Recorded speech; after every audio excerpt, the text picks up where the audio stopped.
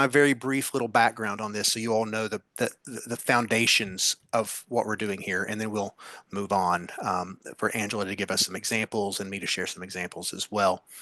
Um, so I'm talking specifically to people who are not reading specialists, thus the title of the session. And I really wanted to focus too on people who maybe are not English teachers. So this is not about you becoming a reading teacher. When I'm working with cross-content people, the course I'm teaching this semester at Western is writing in the content areas. And one of the first things I tell them, listen, I'm not here to make you a writer, okay, but you're taking this because you have to be able to write well and critically read and critically think in your discipline. And that's what I'm trying to get across to teachers who are not English teachers is this is not about you becoming a reading teacher.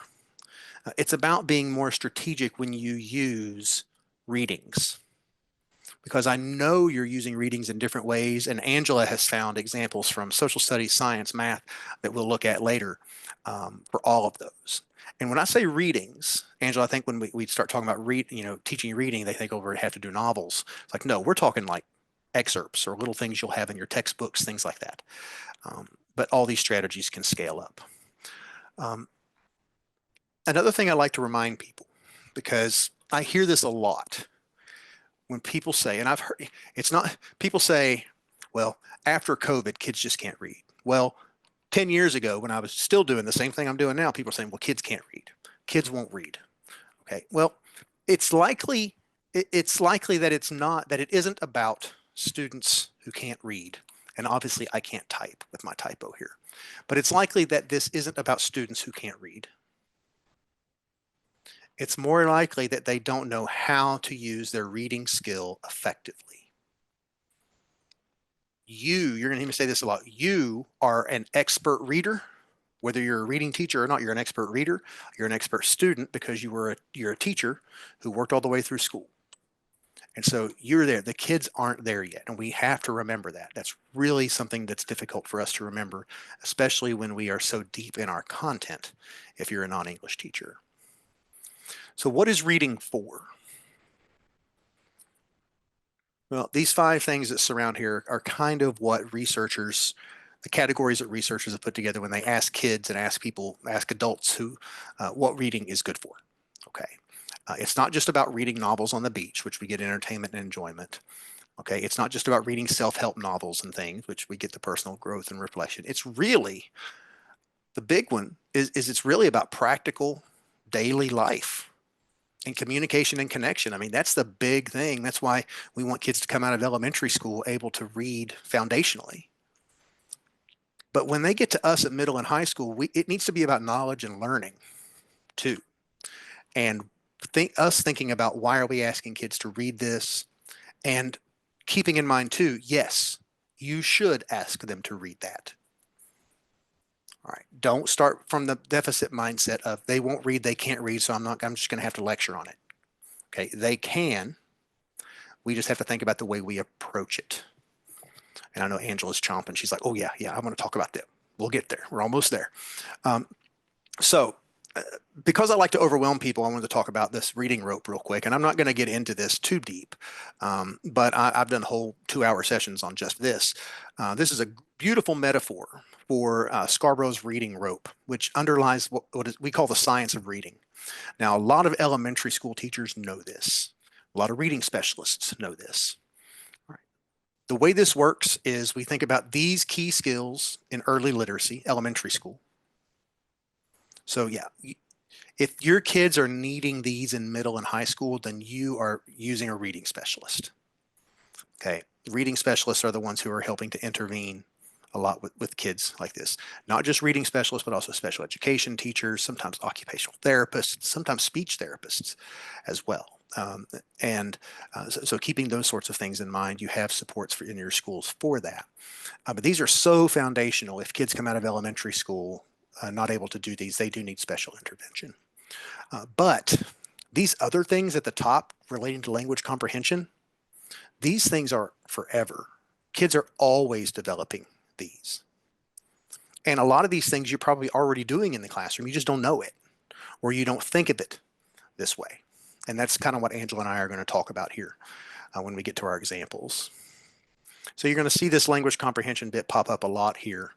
But when we talk about transitional literacy, the idea that we're transitioning from that foundational literacy of elementary school into the middle and secondary classrooms, there's a couple of things that transitional literacy is about. It doesn't assume skills. It doesn't assume that kids know how to do everything. All right. It's not about teaching text. It's about using texts to teach.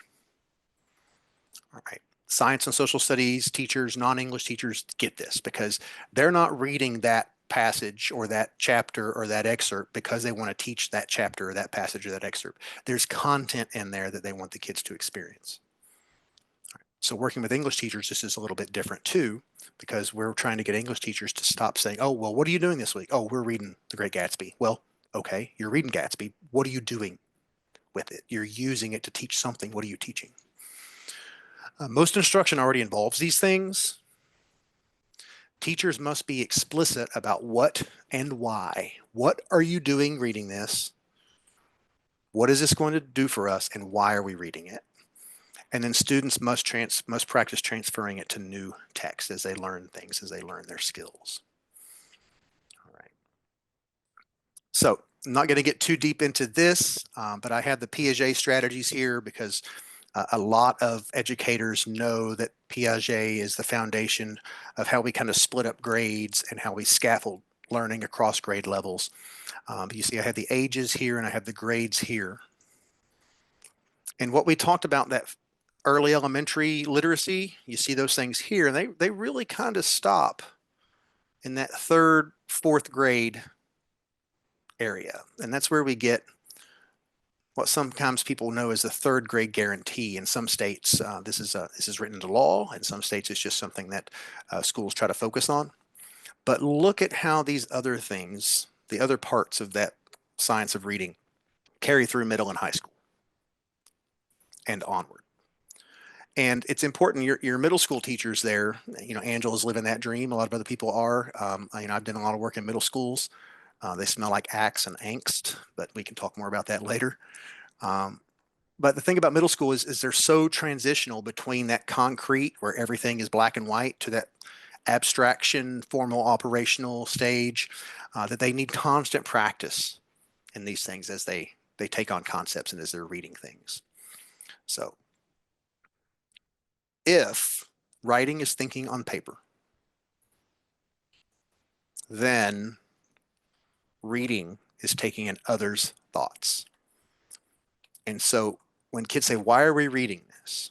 It's not because we have to. It's because we want to see what this writer thinks about this subject, or we want to see what this textbook is telling us about this particular thing. And then the split between comprehension and understanding. The way I approach this is that comprehension is very much about what the text says, and understanding is about what the text means or what it suggests. And so we think about comprehension, what does the text make me think about? Says it black and white, what's it say? Versus understanding, which really relates to verbal reasoning, the way kids are thinking about what they're reading. And went too far. What does the text make me think about? And so a lot of us sometimes when we're reading, and I'm talking to all people, not just any English teacher or reading specialist, a lot of us will want to jump to understanding. What is the writer suggesting here about pollution? What is the writer suggesting here about the causes of the Civil War? When the kids, they don't even comprehend exactly what the text has said. And so we want to make sure that kids comprehend and understand what the text says black and white before we get into, okay, what can this do for us? And so I do lay all this foundation because these things are key to what Angela is going to show you in a moment with something that seems elementary, but I promise you is not. And then I'm going to show you things that you may think look elementary, but I promise you are not. So reading is all about concept attainment. All right, if you're reading in the content areas, it's not just about the text, it's about what they are learning. All right, teaching depends on comprehension of the material first, like I just said, and we focus on what they learn, and then we focus on what they're learning about concepts.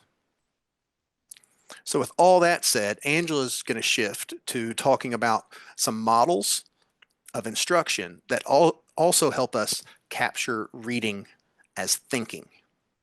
So go ahead, Angela.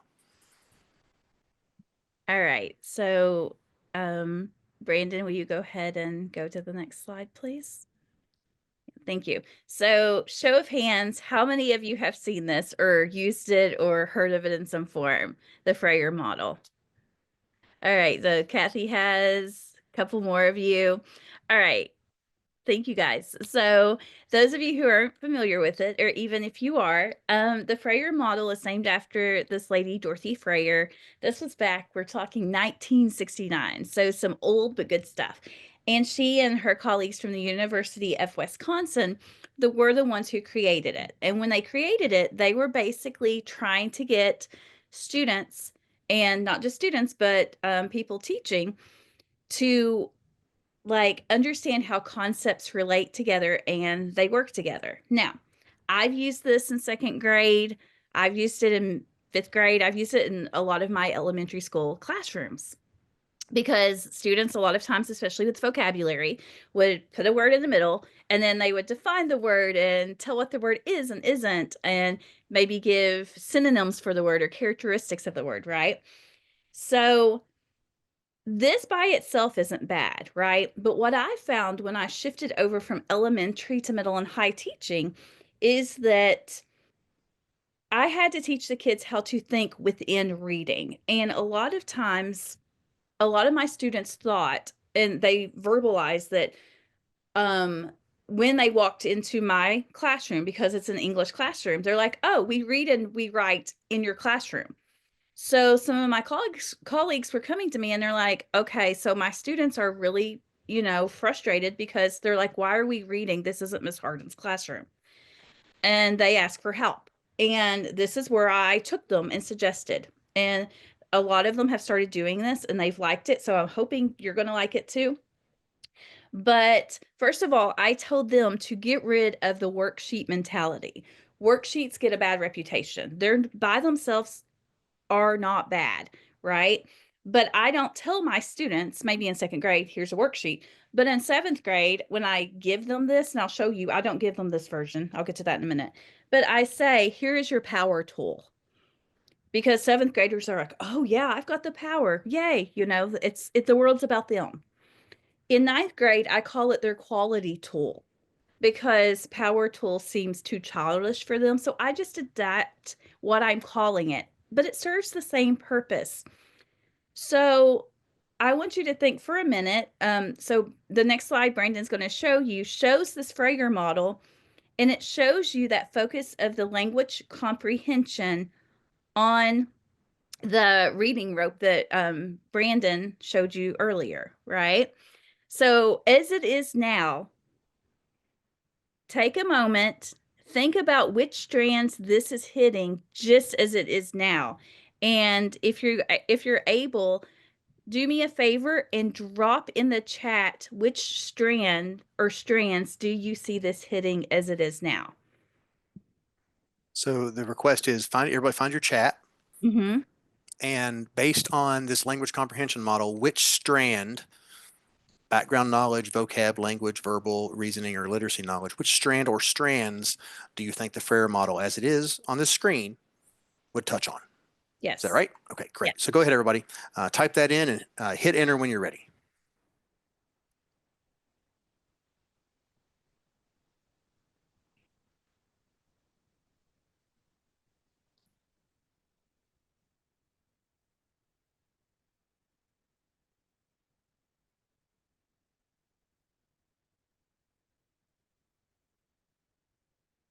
Everybody time to think about this here.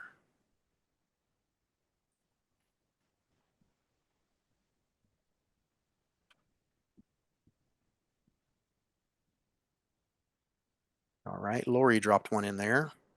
Thank you, Lori.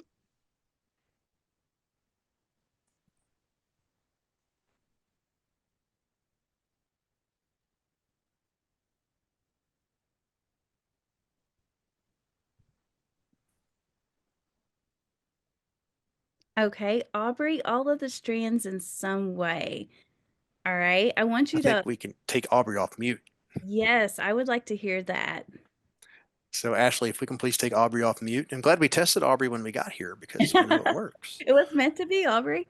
That's right. Aubrey, say more. Tell us how, in some way. I mean, when you say all of them, it's the same thing as making eye contact with the professor, right? So go ahead. All right. So obviously vocabulary, since it is a vocabulary Yeah. activity or model.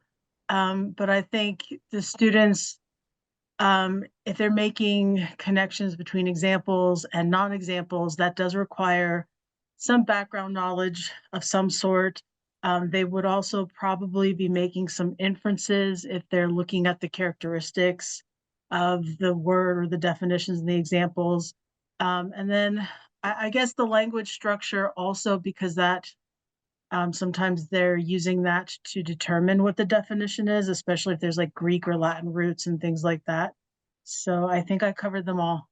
You Yeah. did, and I'll add that with the semantics, right? I mean, teaching kids semantics and the hair differences between connotation and denotation that goes with language structure, right on. So, Angela, No, that's perfectly said, Aubrey. So all of your answers, you can see that as it is now, it's still, yes, it's still hitting some of these, right? So what will happen then if we reimagine it? Brandon, go ahead. So depending on the grade and depending on what my students need, I think of them, I don't like, I guess I'm trying to say I don't narrow them down to the categories that are already existing on the Freyer model. I have them reimagine it. Sometimes I even give them complete blank ones and I get them to the point where they're making connections on their own. Yes, that depends on the grade level and the students. Know your students, know how much, how far.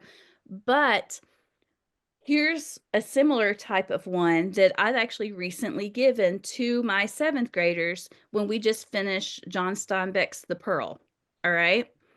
So, looking at this and giving them this with the Freyer model reimagined, and then this is what I also suggested to some of my colleagues in math, in science. We're preparing now for that state Kentucky assessment, the KSA.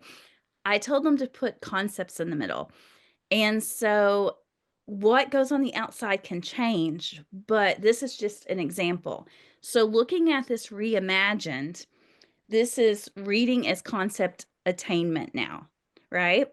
Are we still hitting the same things over in the language comprehension that the original model did? What do you guys think? And you can use your chat. Are we still hitting those chords of the language comprehension? Yes or no? and it doesn't have to be all of them, right? It might It be doesn't. It does okay. not have to be all of them. No. Yep.